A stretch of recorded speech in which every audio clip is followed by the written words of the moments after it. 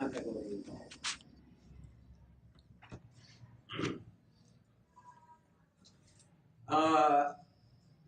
I think subsidizing research and development, uh, the notion that the government is good at picking the winners and the losers. I mean, the extreme case is central planning. So I think that's a non-starter. I am strongly against all protection of intellectual property. That's why I had you read the Surowiecki article on how that hurts less poorer countries. It leads to all kinds of problems, patent trolling, uh, uh, rent seeking with respect to patents. And if you look at the handout that I gave you from Mark Brady on intellectual property, one of the books there is entitled Against Intellectual Monopoly. It's actually available online for free. And it makes the argument that if we look historically, that periods of significant technological innovation were periods when property protections were weaker, not stronger. Um, Now, there's some debate about that, uh, but I mean, you definitely have this trade-off with intellectual property, where and economists agree about the nature of the trade-off. They just don't agree about where the trade-off should be. But uh, once you have something patented or copyright, you create a monopoly protection. So you get the inefficiency from the monopoly. So the question is, what level of protection of intellectual property brings enough innovation to offset the downside of the monopoly protection? And even if you don't want to go all the way with me in terms of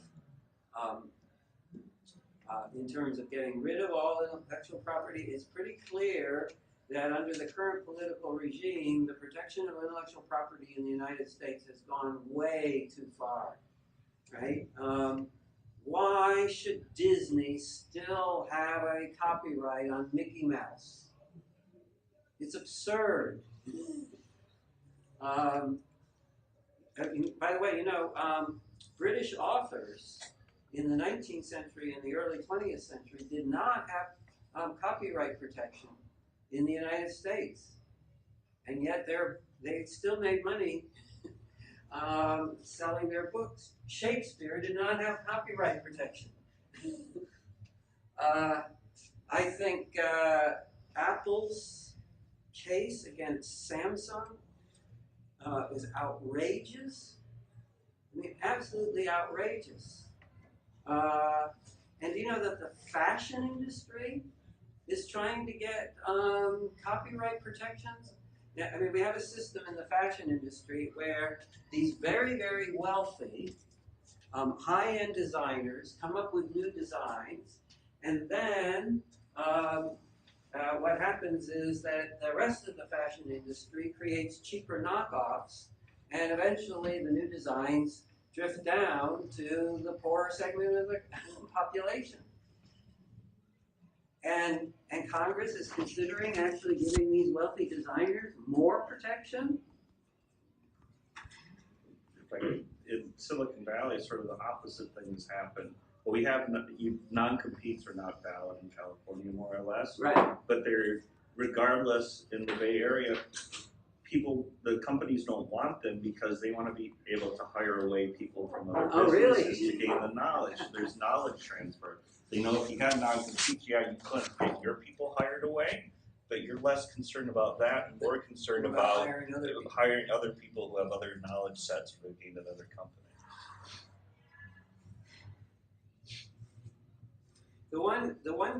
I think the only strong case you can make for patents is with respect to drugs, but that's because creating drugs is so expensive, and that's because of the Food and Drug Administration. So instead, abolish the Food and Drug Administration, and that would solve that problem. And the Food and Drug Administration made it worse because initially when the FDA was created, pharmaceutical companies only had to prove that drugs were safe. Now they have to prove that they're both safe and effective, which costs a lot more money. Of course, the medical profession partially gets around that because once a drug has been proved safe and effective for one use, if the doctors discover that you can use it for something else, you don't have to go through FDA approval. So it's a really, I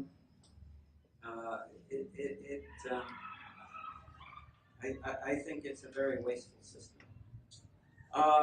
Also, one conclusion of the Solow model is that, well, you can at least get a level effect by reducing the rate of population growth. Well, even if we ignore the work of Julian Simon about the importance of population in terms of generating ideas and innovations, I think that reverses the causation. It is true that in developed countries you have lower rates of population growth, and in some parts of the developed world they're turning close to negative if they aren't negative already.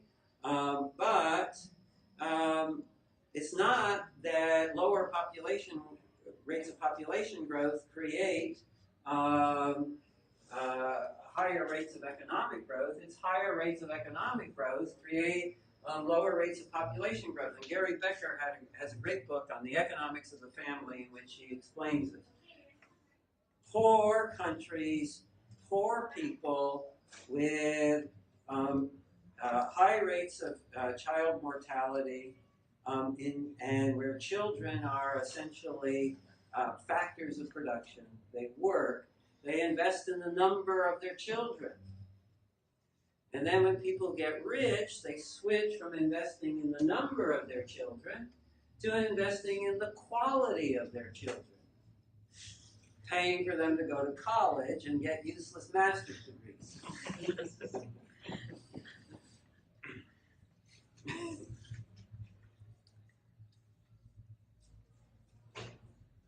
All right, the second section of Snowden and Bain is tricky. And I was going to have Graham do that, but since he chickened out, Sam.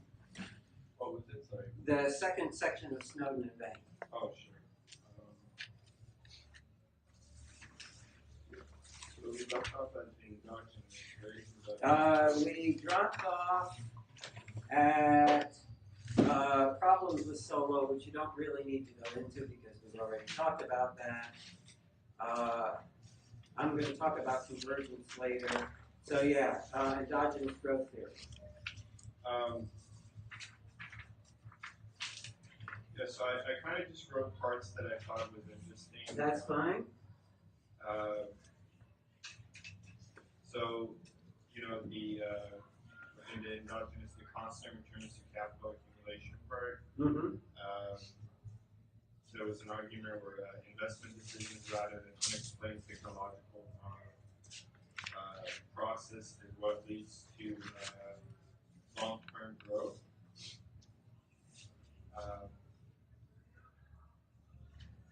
However, concepts that fiscal capital accumulation in national accounts, research and development. Where are you at? Tell me what page. I'm on section 11.4. So it talks about how. You can't be on 11.4. I'm sorry, 11.14. Sorry. It also talked about the growth of knowledge is assumed to depend on the growth of capital. Because capital deepening process, technological spillovers that raise the marginal productivity of capital across the whole economy. Right. What Snowden and Bain are talking about there, Mankiw also covered. And this is essentially the endogenous growth theories that, let me find where Mankiw, discusses it. AK models, right? There are these sets of models.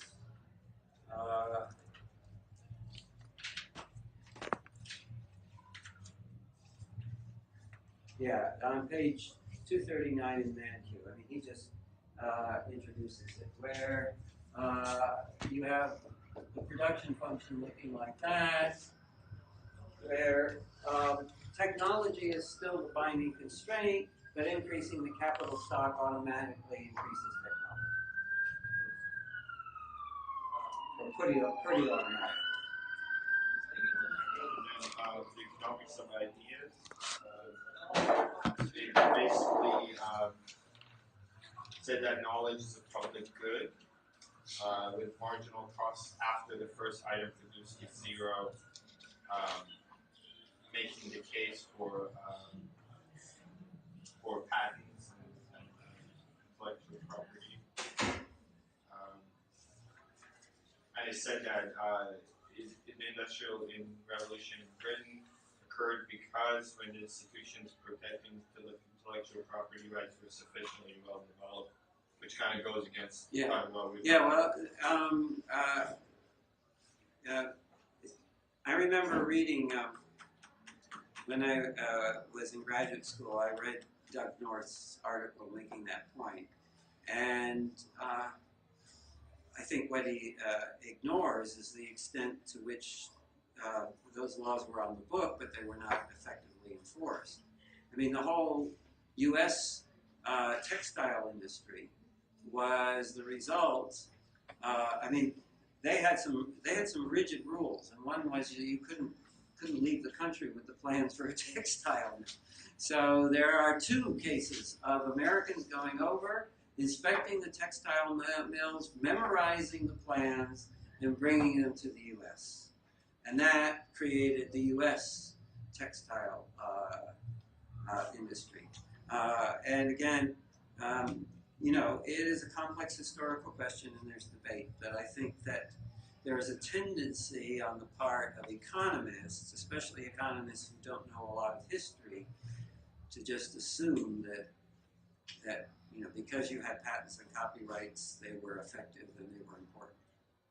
I'm definitely on the side that we are on, where I think there is definitely too much of this whole patent thing going on. I mean, but on the other end, I also think if we did a moderate amount, what would be there to do its job that it's doing, so that R&D is Well, the response that I can't remember their names, the authors of that book, but the response they would give is that most well, first of all, there are a lot of things that can't be patented that are important innovations. Why did Walmart become so successful? Because Walmart figured out a much more efficient inventory management system. Right? Inventory is part of capital, and the more inventory you have to hold, the more you have tied up in your inventory. So Walmart figured out how to run this system more efficiently, so it was cheaper. That can't be patented, that can't be copyrighted, and everybody can copy it. I mean, a lot of these things, you have the first mover advantage, and then if you don't have patents on it, you allow tweaks and improvements, right? Other people develop it and they change it a little, and there's a lot of evidence that indicates that, innovations like the computer, classic example, right? Computers are valuable not because of the initial innovation, but because of all of the constant changes and improvements that have been made. Anyway, you got me. What I'll say about this section that you're covering is this section is essentially, partially it's not a very useful section because it's sort of like a laundry list of different writings. But basically, what Snowden and Bain are covering here are the 2 sector models that Mankiw talks about after he talks about the AK model. In other words, there are two types of endogenous growth theory. One in which technology is the result of capital accumulation, and the other is where you have a sector of the economy put into the production function that is producing ideas, technology, human capital, I mean, however you want to express it. And that is that's basically the literature he's covering in that section. And then you don't have to say anything about the next section because that's the augmented solo model. That's what Mankiw was covering in the second chapter. Next one after that is the fundamental rather than the approximate, I believe. Yeah, and I think I want to highlight the diagram on page 634. I think that's critical.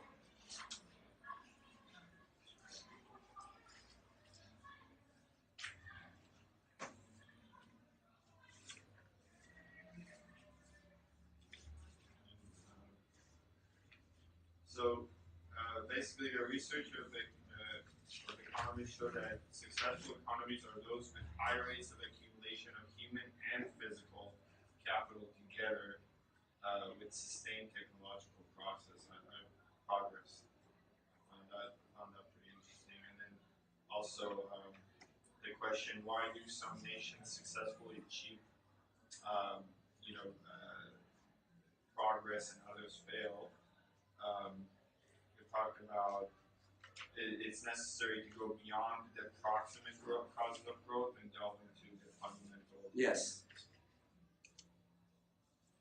Another part is the institution and economic growth.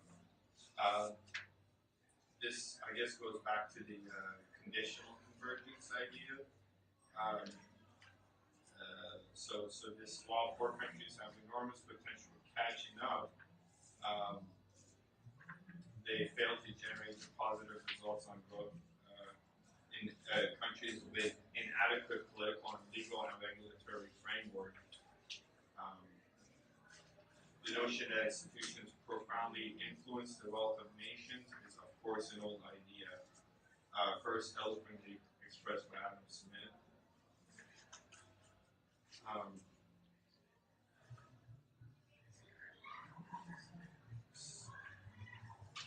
So it also talked about the growth of the Asian nations. The Asian tigers, yes. Asian tigers, and how that is a very big phenomenon and needs to be considered as basically a big deal, I believe.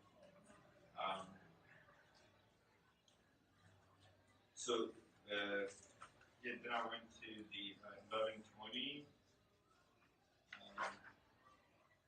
So the 6 factors, of course, are in various accounts of poor economic performance. Okay, we jumped to 1120. Okay.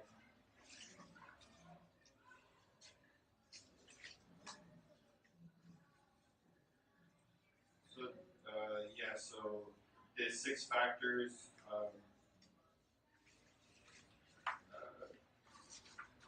External factors relating to war, volatility in exports, internal politics, authoritarianism. Yeah, those don't encourage growth, right? Yes, they're the reason why they haven't. Right. Of sub-Saharan African economies have not expanded. So it seems like institutions play a huge role, and also politics to, I remember listening to, I believe it was Milton Friedman. He said that capital, I guess, brings. So what do I want to say about this section? The first thing I want to say is I'm going to talk about the Marshall Plan. The Marshall Plan is often trotted out as the unique example of foreign aid that was successful. The Marshall Plan is the aid that the United States gave to Britain, France, Italy, and other countries outside of the Soviet